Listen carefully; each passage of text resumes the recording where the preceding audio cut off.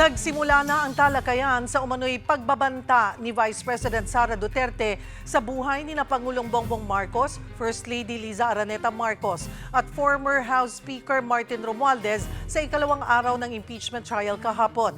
Balikan natin sa pagbabalita ni Mobile Journal, Daniel Dayaw. Sa ikalawang araw ng impeachment trial, pinaklaro uli ni Senator Judge Panfilo Lacson ang threshold para makonvict si Vice President Sara Duterte. Sa unang araw kasi, nanindigan si Presiding Officer Cheese Escudero na 16 na boto pa rin ang kahulugan ng 2/3 na nakasaad sa saligang batas.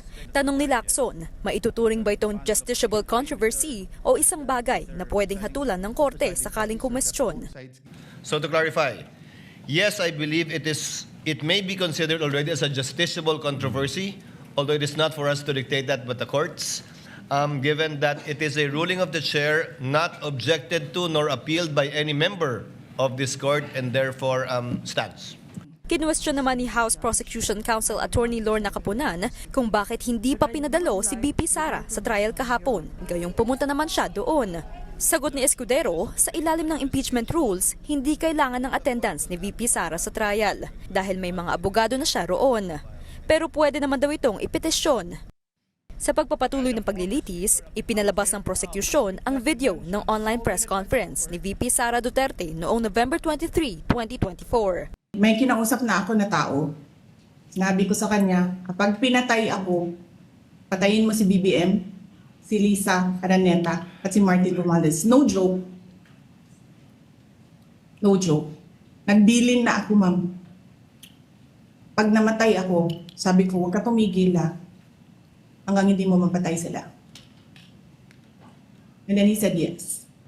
Sumalang sa witness stand ang NBI agent na si John Mark Calilong na nagsagawa ng digital forensic investigation sa video. I first saved the video on my laptop and save a copy of the video on a DVD and a flash drive. Objection, Yes, Your sir. Honor. We object. What is the objection of the counsel for The respondent? document identified by the by the witness was the photocopy, and the appended there's no flash drive, CD, or anything appended upon that. So there's nothing, no foundation for this question. This is a non-issue. Mahigit 2 oras ang video ng presscon na nasa flash drive ni Calilong. Gusto ng depensa, ipalabas ito ng buo para maipakita ang buong konteksto. Pero ang pinayagan lang muna ay ang 2 minutong bahagi nito na ipinakita ang umano'y pagbabanta ng bise sa Pangulo.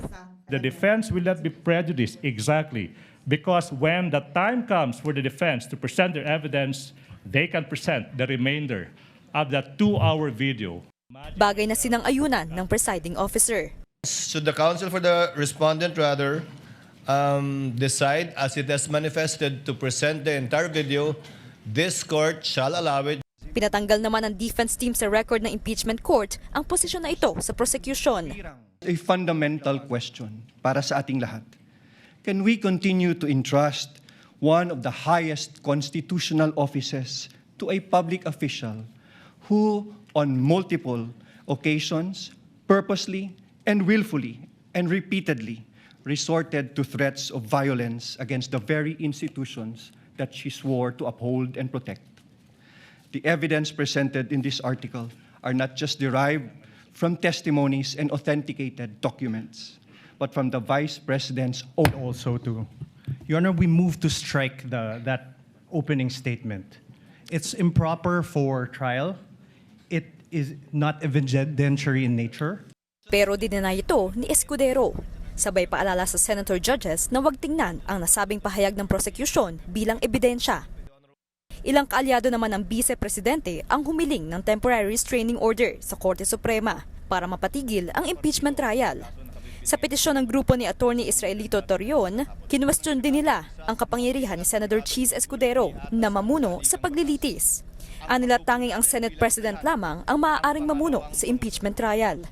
Mga kapatid, Mobile Journal, Daniel Dayo po hatid ang mukha ng balita.